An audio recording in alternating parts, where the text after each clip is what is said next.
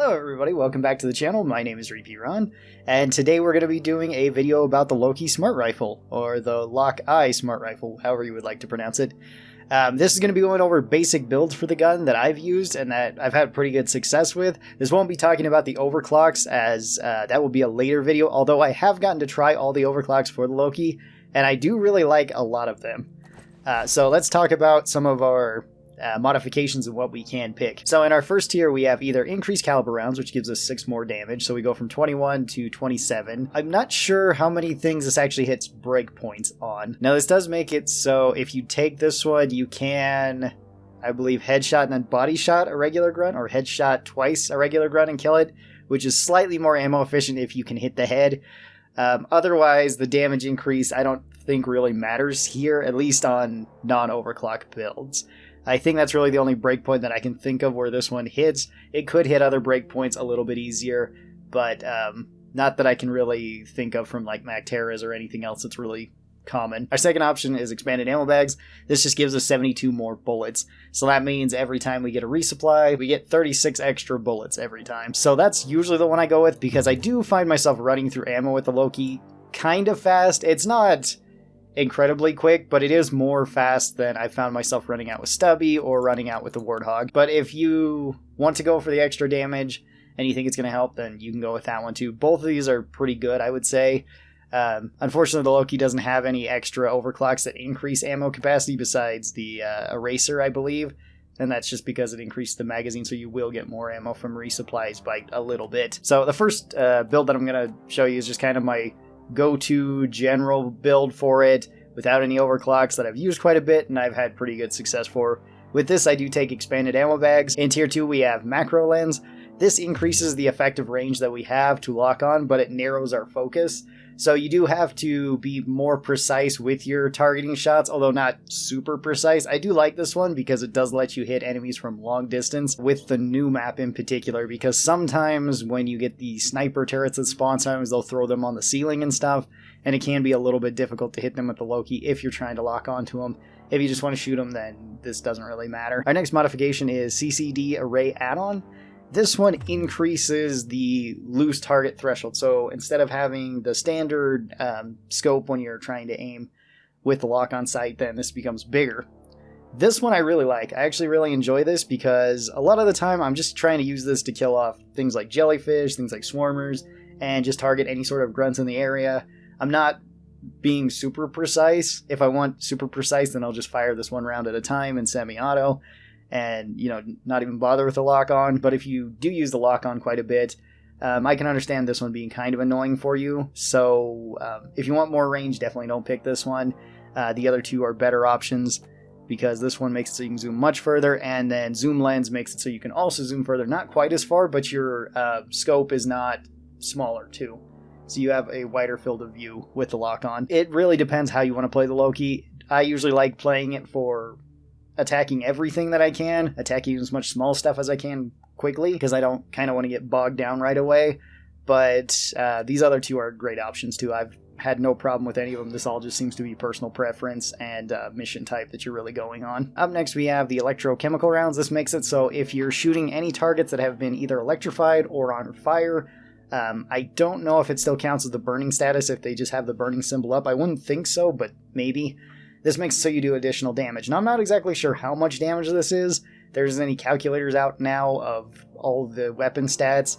It does seem to be by an okay amount, maybe 20 to 30%, maybe a bit more than that. I can't really tell. But this is pretty good if you have another engineer on your team that's using Stubby, and especially going with electric build, or if you're running solo and you have Bosco running electric build, or if you have a driller running the flamethrower or something like that. All of those can make this weapon better, but it usually relies more on outside forces than your own. Now you can go with incendiary rounds for the grenade launcher, and that works just fine too. You can definitely do that. It's more specialized, you have to build around it, but it does give you more damage. Our next one is the smart targeting software. This makes it so it will prioritize targets with low health and avoid placing unnecessary locks on targets.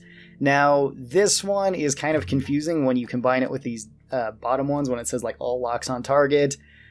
You can have all locks on target, I believe, And then if something dies, like maybe your turrets kill a jellyfish or something, and then instead of having 12 locks, you have 11, I believe it still counts for you having the full locks enabled because you had them all when you release the trigger. I'm not sure how long that lasts, though. It might have a time limit. I really can't tell, but it does seem to still work.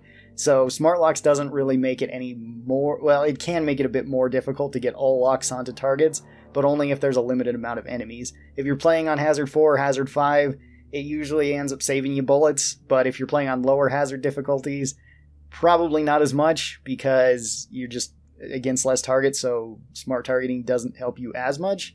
I still don't think it would be a bad option, but this one I would definitely say test out for yourself. I enjoy it, but I can understand why people wouldn't like it. And then the last one we have is Super Blow-Through Rounds. This one works just like all the other blow-through rounds. We can punch through up to 3 enemies with each shot. That's pretty good for hordes. I actually really like the new upgrade to Super Blow-Through Rounds. This used to punch through only 1 enemy, but it's been recently buffed, so now it can punch through 3. Which is fantastic for hordes, especially on high difficulties. Usually I still go with the smart targeting rounds, but I will occasionally switch to the super blow-through rounds with my regular build too, so either one of these is perfectly fine in my opinion. Even the electrochemical rounds can be good, but you do have to build specifically around it. In Tier 4, we have the shutter speed sensor. This increases the lock-on time for all of your weapons, or this increases the lock-on time for your weapon by 15%, which that is pretty nice. You can actually lock on a bit quicker. I usually take this one with any build that needs a certain amount of lock-ons, or that benefits more from the max lock-ons. So if you're not using that, then the other one might be better, which is the aperture extension. This makes it so you can now lock on to 18 maximum targets, which again is great on the high difficulties, especially if you have something like Swarmageddon, where there's just a whole lot of enemies that are going to be coming. Then the aperture extension is great. Usually I still go with the shutter speed sensor, but it depends on the overclock. If I am running overclocks, I'll run aperture extension for certain ones.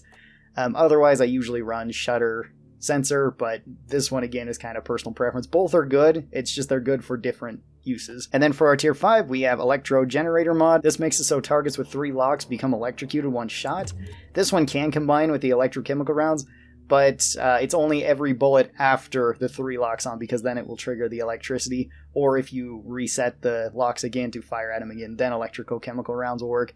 So if you want to run that, it seems like a decent combination, I would say.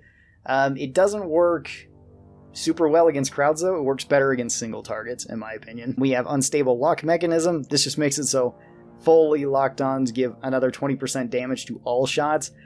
So you want to be locking on as quickly as possible, and you definitely want to go with shutter speed with this one, because the more targets you have, the harder it's going to be to lock on to everything, unless, again, you're playing like Swarmageddon, but even so, if you're playing Swarmageddon, you probably won't be using this one, or with some of the other overclocks. So I don't really use this one a whole lot without the overclocks, but it's not bad. I've had pretty good success with it, I would say. It's not as reliable as either the electricity or the fear frequency, which fear frequency makes it so once full locks are enabled and it starts shooting, it fears all nearby enemies.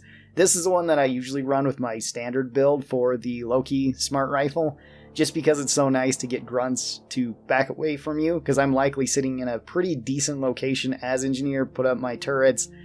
Maybe I'm using proximity mines or something, so it would be best if I could stay there, and if I can fear enemies away from me that do get close, that's even better. My turrets can pick them off a little bit easier. It gives me a little bit more breathing room, so I usually like the fear frequency for a general loadout. Now, like I said, this is my general loadout for the Loki Smart Rifle. However, you can build it other ways too, and I'll show you some of those. So if you want to go with more of the electricity build, which is kind of combining these two, you would also probably want to go with the shutter speed. That way you can just lock on a bit quicker and keep hitting enemies that are already electrocuted, so you can do more damage to them.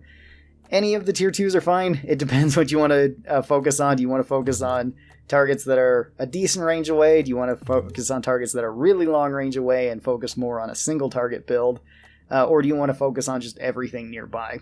So it's your call. I would usually go with the macro lens here, just because I'm likely just targeting down one enemy at a time. And then for this, you could go with increased caliber rounds if you want to do more damage to it, or you could go with more ammo. That just makes it so you can shoot things more often. Either of those are great choices. So if you want to go with a maximum damage build, which I've tried a couple times, and it's had okay success so long as I have a secondary that has had a lot of ammo. If I don't take that, then the build kind of struggles, assuming I don't get a lot of nitro early on. So that would be going with the increased caliber rounds. This does hit some kind of nice breakpoints. For this, you can go with any of these. It depends on your choice. Let's go with the zoom lens since we haven't talked about that one yet. Super blow through round so we can hit as many enemies as possible. And then the faster shutter speed as well as the unstable lock mechanism. This will give you probably the most amount of damage that you can do, at least the most amount of damage per second that you can do with the Loki rifle. And again, if you can get enough nitra, and maybe you're getting a bunch of hordes pretty often, and maybe you're playing on an extraction mission, this build does work pretty well then. Outside of that, if you're running it on like a mining mission where nitra might not be super available, or maybe you just get unlucky with your nitra ones, you can kind of struggle with this. And usually if I'm going with this type of build, then I'm going with this sort of build for a secondary. Something that just has a lot of ammo. I just want as much ammo as possible, just so I don't run out, or if I do run out, I can at least kind of struggle to get some more nitra and then survive. I guess more to be said about the secondaries. Breach Cutter or the grenade launcher are both great options to take the Loki rifle with. Like I said, it does usually benefit more from ammo, but that's not entirely necessary. I have run this with like Hyper Propellant or Fat Boy, and then just use this as a highly specialized weapon while I use the Loki for everything else. Sometimes I've taken this just all ammo grenade launcher and had no problems with it. So hopefully this kind of helped you guys out a little bit with these 3 builds. Tell me what your builds are down below. I'd really like to hear, and reasoning. Also tell me if you have tried out the Overclocks at all. So far I've been liking pretty much all of them. They're all actually pretty good, and I will likely be making a video about all the Overclocks and the builds that I use with them fairly soon, because I think I've tested the Loki enough that I kind of know what I like with each of the Overclocks. And special thanks to the supporters of the channel. These are my members over here on YouTube and my patrons over on Patreon. If you'd like to be part of that and get early access to videos like this, feel free to check out the links down in the description. That helps out the channel a lot. And remember to like and subscribe, and I'll see you guys next time. Bye-bye!